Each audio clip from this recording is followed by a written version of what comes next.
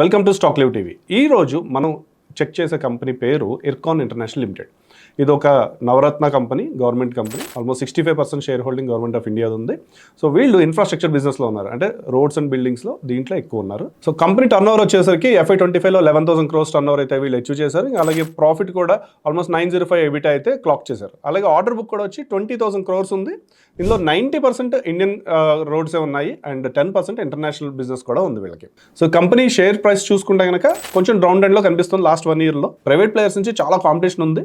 అలాగే వీళ్ళ major projects ఏవైతే ఉన్నాయో, రైల్వే కానీ రోడ్స్ కానీ, ఇవి కొంచెం టైం పట్టే ప్రాజెక్ట్స్ కాబట్టి వీళ్ళ ప్రాఫిటబిలిటీ అంత ఫాస్ట్గా అయితే రాదు. అలాగే రెవెన్యూస్ కూడా 2 years తర్వాత కనిపిస్తుంది. అంటే ఈ రోజు రోడ్ ప్రాజెక్ట్ వస్తే 2 years తర్వాతే వీళ్ళకి రెవెన్యూ స్టార్ట్ అవుతాయి ఆ ప్రాజెక్ట్ నుంచి. అలాగే వీళ్ళు కొన్ని ప్రొవిజన్స్ చేశారు, లాస్ ప్రొవిజన్స్. చెన్నై మెట్రోలో కొంచెం లాస్ చూపించారు. అలాగే కొన్ని CARLలో కొంచెం లాసెస్ ఉన్నాయి. ఇవన్నీ కూడా కొంచెం కనిపించాయి వాళ్ళ బుక్స్లో, బట్ ఇవంత మెటీరియల్ అయితే కాదు.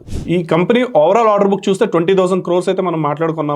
దాంట్లో ఈ ఇయర్లోనే అంటే FY24-25లో 2,600 crores ఆర్డర్ అయితే వీళ్ళు ఆల్రెడీ తీసుకున్నారు. ఇంకా FY26లో చూస్తే 1,100 crores ఆర్డర్ బుక్ ఆల్రెడీ వీళ్ళు బుక్స్లో ఉంది. తర్వాత న్యూ వెర్టికల్స్ కూడా ఎంటర్ అయ్యారు. అంటే మనం కవచ్, అంటే ట్రైన్ ప్రొటెక్షన్ వార్నింగ్ సిస్టమ్, ఏదైతే యాక్సిడెంట్ లేకుండా ఉండే మెకానిజం ఏదైతే ఉందో అది వీళ్ళే డెవలప్ చేస్తున్నారు.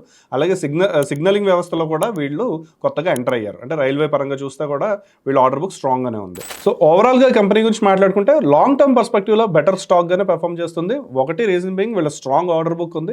గవర్నమెంట్ ఆఫ్ ఇండియా ఇచ్చే లిక్విడిటీ వీళ్ళకి చాలా స్ట్రెంగ్త్. నెక్స్ట్ ఇది ఎప్పుడు డివిడెండ్ పే చేసే స్టాక్. సో ఇవన్నీ చూసుకుంటే లాంగ్ టర్మ్ ఇన్వెస్ట్మెంట్కి ఇది కొంచెం బెటర్ స్టాకే కంపారిటివ్లీ. బట్ ఓన్లీ రిస్క్ వీళ్ళు ఫేస్ చేస్తుంది, కాంపిటీషన్ ఒకటి, అండ్ వీళ్ళ మార్జిన్స్ కొంచెం తగ్గే ఛాన్స్ అయితే ఉంది ఫ్యూచర్లో.